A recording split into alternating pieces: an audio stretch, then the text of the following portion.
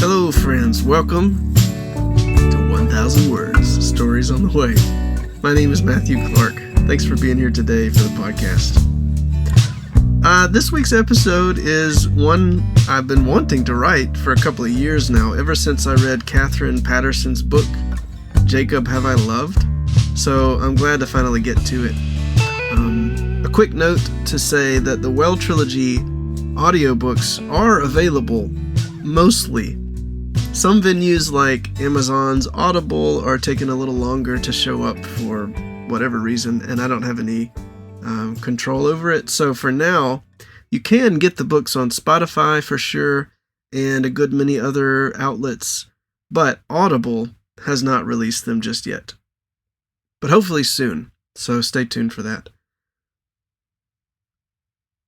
So this week, I'm looking at the idea that to some degree, we all have to deal with a little storyteller that lives in our head, a storyteller who doesn't always read the situation accurately for one reason or another.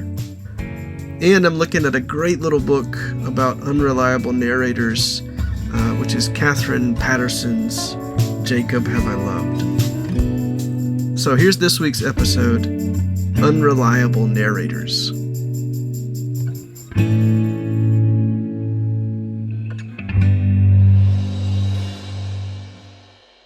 A couple of years ago, I was in another city that I've visited many times over the years. It was Sunday morning, and I was walking into a church, which I've also visited a good many times. As you probably know, most churches have greeters standing at the door of the sanctuary to welcome people, and often they're handing out liturgy bulletins and such. On this particular morning, I saw that one of the greeters was someone I knew. Now, it had been several years since I'd seen them, but they're a songwriter whose work I admire and follow online. In fact, about a decade prior, some friends and I had even organized a small writer's retreat with this songwriter. Let me stop for a moment, just to say that everything I'm describing took place in a few seconds, and most of it entirely in my head. As I walked up to the sanctuary door, something in me interpreted the whole scene in a split second. Here's the interpretation. This songwriter you admire doesn't know who you are. So, when you walk up and he hands you a church bulletin, just say thanks and move on. You remember him, but to him, you don't have a name or any particular meaning. Okay, so that's the narration in my head, if I were to put it into words. I should say that it didn't initially come in words. It was more of a sense, like something I just assumed to be the case.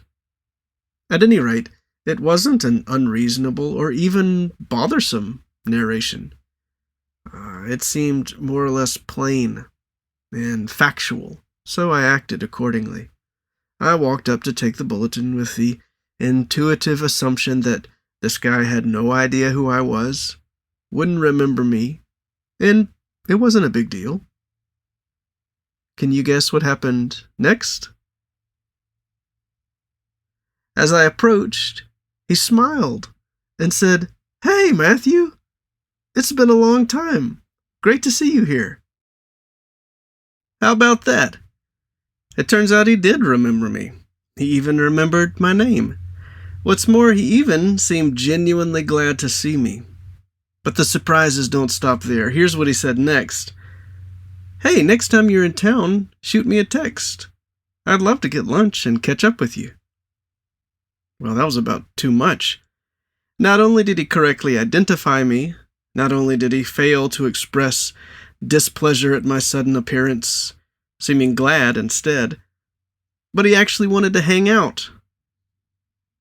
My internal narrator had completely dropped the ball on every single point and failed to prepare me at all for a whole bunch of unexpected good. How about another example? I've got an embarrassing amount of these stories in my back pocket. For instance, once I was at a conference, reaching for the door handle of the room I was about to enter, the noisy bustle of people all around me, when I heard a voice say, "Matthew Clark, you can't go in there." I stopped in my tracks and looked around for a face to match the voice. It was yet another person who, like the fellow in the previous story, I would have thought maybe he wouldn't remember me. We had a quick, friendly conversation for a minute before we both continued with what we'd been doing. But I have to admit that after that little meeting, I noticed the same sense of incredulity that I'd felt at the door of the sanctuary when that songwriter I admired greeted me with such warmth and connection. I felt surprised that the voice who had said my name from the busy crowd would even think to say anything at all to me. My internal narrator was really falling down on the job of aligning my internal sense of things with actual reality. Would you like another story like this? Of course you do, why not? So there was another time that I showed up a little late to a party that I felt a little surprised to even be invited to. I'd arrived by myself, and most everyone else seemed to have already found a conversational groove or grouped off into a comfortable corner of the room to chat with someone, and so forth. I, on the other hand, had just stepped into the room and was searching for something or someone familiar with whom I might connect. I was feeling a little bit disjointed, honestly, when suddenly a hand clapped me on the shoulder from behind and a voice said, "Matthew, hey man, glad you made it to the party. Follow me real quick." And before I knew it, I was following this fellow through the twists and turns of the kitchen, a hallway or two, and finally into a little storage room where he produced a bottle of fancy whiskey and a few glasses, one for me, one for him, and one to be delivered to another friend elsewhere. But here's the thing. I was whisked up into this unexpected whiskey run by someone who, 2 minutes earlier, my internal narrator was assuring me couldn't possibly have any interest in me. But this guy was in fact one of the hosts of the party. Now here we were on a mission together, which was followed by another half hour of good conversation. He'd made a way for me to find a place in the life of that gathering. Or I should say, he proved me wrong with regard to my essentially automatic assumption that I had no place in that gathering. That's 3 strikes against my internal narrator. Seems like the little storyteller that lives in my head is, more often than not, pretty out of touch with reality in a discouraging way. I was beginning to think the automatic narrative I was being fed might not be all that reliable. I could tell you more stories. Something I've noticed with myself is that there is a little narrator living in my head who tells stories that are not true. And maybe the worst part is that the narrator's voice has become so normal and familiar that I just take what it says for granted.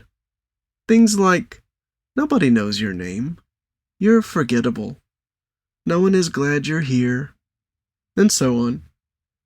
When stories like that get familiar enough, they don't even necessarily feel all that painful or disturbing.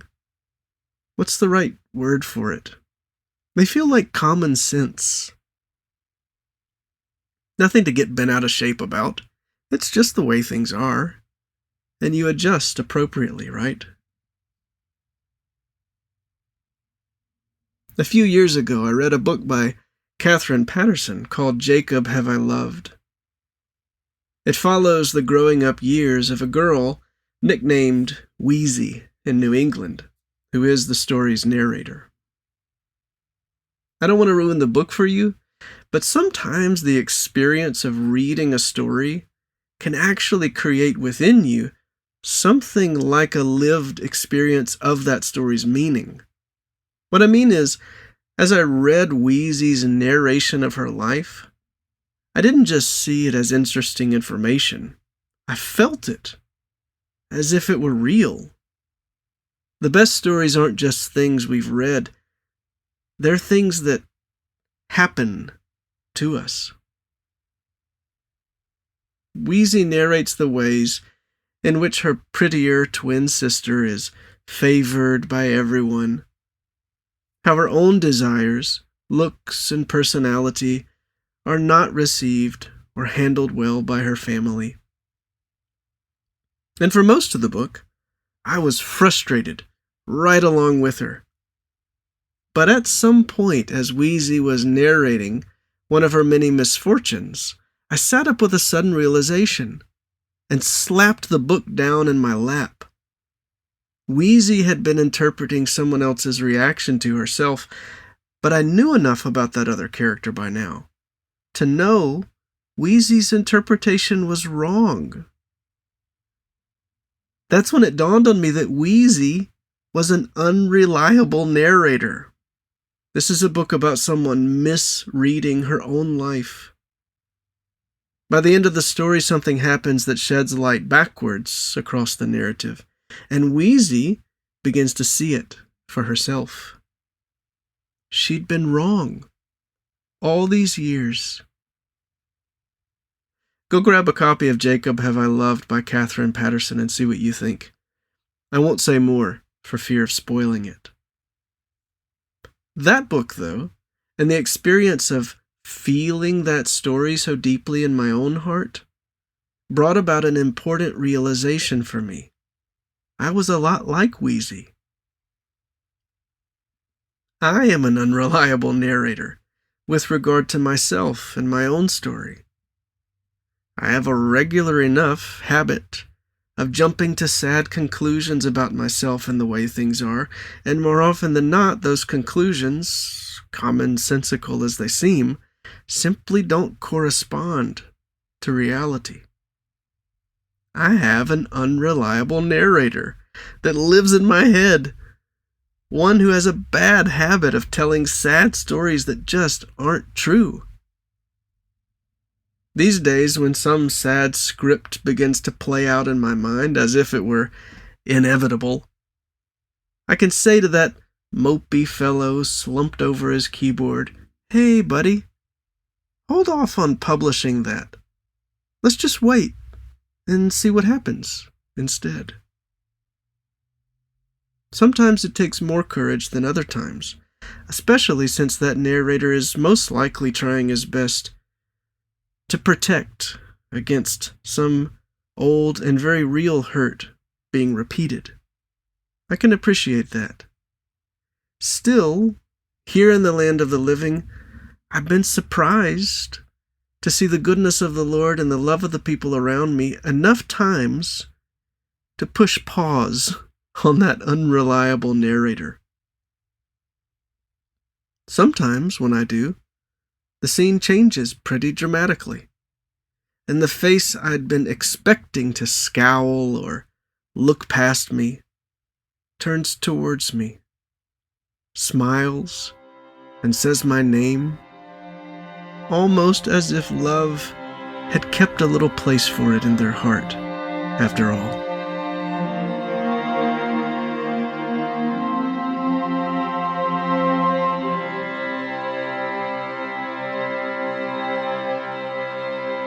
All right, to close us out this week, here's a little poem for those of us trying to wrangle those unreliable narrators in our own heads who, unfortunately, may be overly prolific. This poem is called Remember Me? I don't know the name of the man on the left, the one who later that day met Jesus in paradise. He was a thief, I recall, asking to be remembered, but no one had stolen that man's name from God.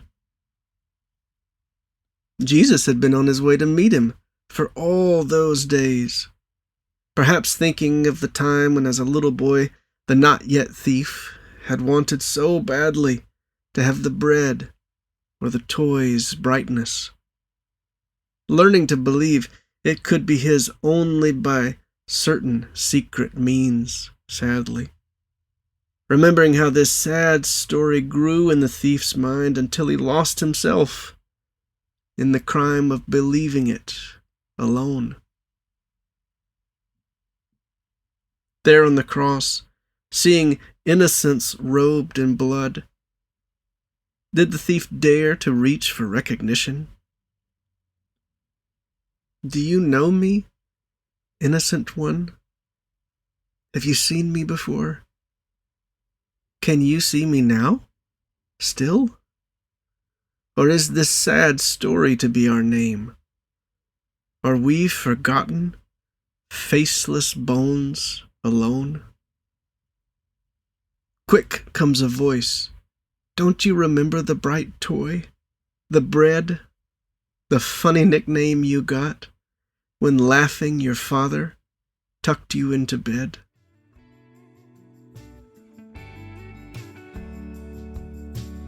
Okay, thanks so much for being here today. That is all for this week, but I will see you next time on 1000 Words, Stories on the Way.